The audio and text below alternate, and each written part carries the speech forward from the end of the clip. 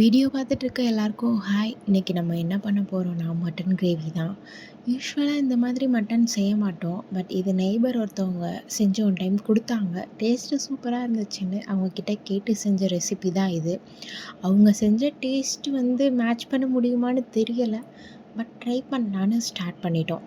ஒரு கடாயில் கொஞ்சம் ஆயில் சேர்த்துட்டு ஒரு 3 ஸ்பூன் முழு மல்லி சேர்த்துக்கோங்க. 2 ஸ்பூன் சீரகம், கொஞ்சம் போல் சோம்பு சேர்த்துட்டு சிம்மில் வச்சு நல்லா கருகிராமல் வதக்கி விட்டுக்கலாம். அடுத்தது காரத்துக்கு ஏற்ற மாதிரி பட்டை வத்தல் ஆட் பண்ணிக்கோங்க. நார்மலான காரம் வேணும்னா ஒரு 10 ஆட் பண்ணிக்கோங்க. கொஞ்சம் காரம் சாப்பிடுவீங்க அப்படின்னா ஒரு 15 கிட்ட ஆட் பண்ணிக்கோங்க. அது சேர்த்துட்டு நல்லா வதக்கி விட்டுக்கலாம். கருகிடக்கூடாது, சிம்லே வச்சு தான் ரோஸ்ட் பண்ணணும். அடுப்பை ஆஃப் பண்ணிவிட்டு அதை ஆறுறதுக்காக ஒரு பிளேட்டில் மாற்றி வச்சுக்கலாம். ஆற வச்சுட்டு ஒரு மிக்சர் ஜாரில் போட்டுட்டு மஞ்சத்தூள் சேர்த்துட்டு ஃபஸ்ட்டு அரைச்சிக்கோங்க. கொஞ்சம் பவுடர் மாதிரி ஆனோடனே வாட்டர் கொஞ்சம் ஆட் பண்ணிவிட்டு நல்லா பேஸ்ட் மாதிரி அரைச்சிக்கோங்க. இப்போ ப்ரெஷர் குக்கரில் ஆயில் ஆட் பண்ணிவிட்டு ஒரு 20 போல் சின்ன வெங்காயம் எடுத்துகிட்டு கட் பண்ணி ஆட் பண்ணிக்கலாம்.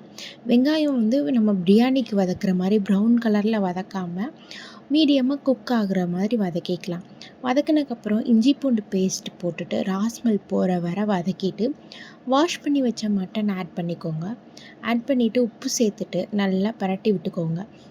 இப்போ நம்ம அரைச்சி வச்ச பேஸ்ட் ஆட் பண்ணிவிட்டு அதே ஜாரில் வாட்டர் ஆட் பண்ணிவிட்டு கழுவி ஊற்றிக்கலாம்.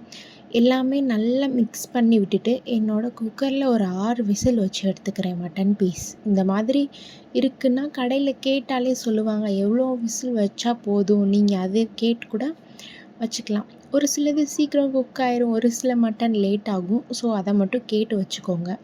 நான் என்னோடய குக்கரில் 6 விசில் வச்சு எடுத்துக்கிறேன். அடுத்து ஒரு கடாயில் ஆயில் போட்டுட்டு கொஞ்சம் சோம்பு, கொஞ்சம் கருவேப்பிலை சேர்த்து பொரிச்சோன்னே குக்கரில் இருந்து மட்டன் வேக வச்சோம்ல அதை இதுக்கு ட்ரான்ஸ்ஃபர் பண்ணிடலாம். ட்ரான்ஸ்ஃபர் பண்ணிவிட்டு தண்ணி எல்லாமே நல்லா வத்துற வரைக்கும் வெயிட் பண்ணிக்கலாம். அது வரைக்கும் நல்லா கிண்டி கிண்டி விட்டுக்கலாம். கிரேவி கன்சிஸ்டன்சி வந்தோடனே ஆஃப் பண்ணிவிட்டு இதை நம்ம இட்லி, ரைஸ், தோசை இது எல்லாத்துக்குமே வச்சு சாப்பிட்டுக்கலாம். இந்த மாதிரி ரெசிபி ட்ரை பண்ணி பார்த்துட்டு எப்படி இருக்குன்னு கமெண்ட்டில் சொல்லுங்கள். மறக்காமல் சேனலை சப்ஸ்கிரைப் பண்ணிக்கோங்க. பாய்.